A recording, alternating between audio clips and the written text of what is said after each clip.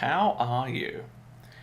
Rainbow is the latest album from pop singer-songwriter Kesha. I'm sad to say that her name's no longer spelled with a dollar sign. This album surprised me for a number of reasons. I never listened to any of her albums, and I was expecting this to be throwaway garbage. Instead, I discovered that this thing was a pretty fun time. I came away from it in a good mood. It's just easy pop rock music. Some songs are a bit country if you're into that.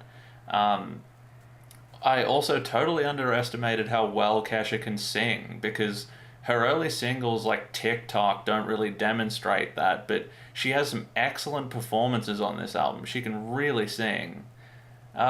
Also, I was kind of surprised by the album artwork, which is like a trippy 70s throwback. I'm assuming Kesha just discovered LSD, which is why the art looks like this and why the album's called Rainbow. But what struck me is that she's naked on the cover. Kesha always had the persona of being someone who's about drinking and partying, but I never got the impression she was like some kind of sex symbol. In this case, the nudity is probably more about an internal reawakening, but it just really struck me when I saw the cover and I was like, she butt ass naked.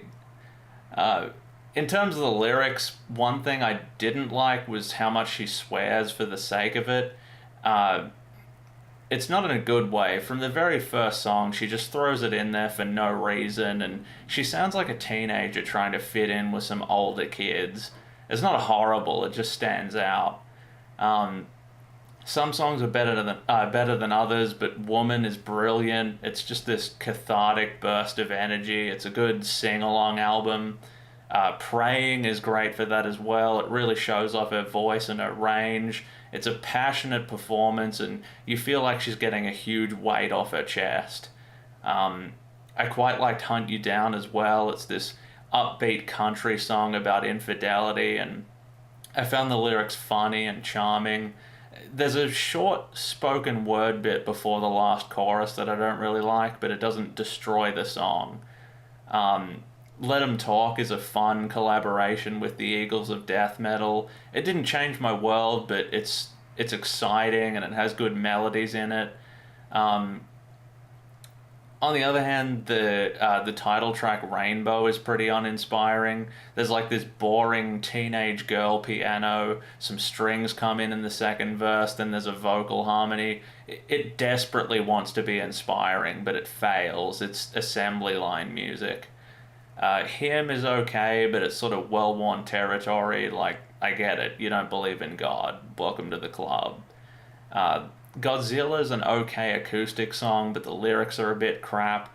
She's talking about introducing a dangerous boy to her parents and suggesting that he is in fact Godzilla. It's trying to be a bit too cute, and it doesn't do anything for me. Um, the closing song Starship isn't too bad. It's just kind of long, that's all. And at its worst, some of the songs here are just generic pop tunes that run their course. They're not bad, they just fly past you without much effort. But there's nothing I really hate on this album, and that's what surprises me. This thing is way better than it should have been. I think Kesha's performances are quite strong, and I got the impression that this is something she had fun making. It's an inoffensive album that you can sing along to in the car. Um, these are the ratings I gave each song.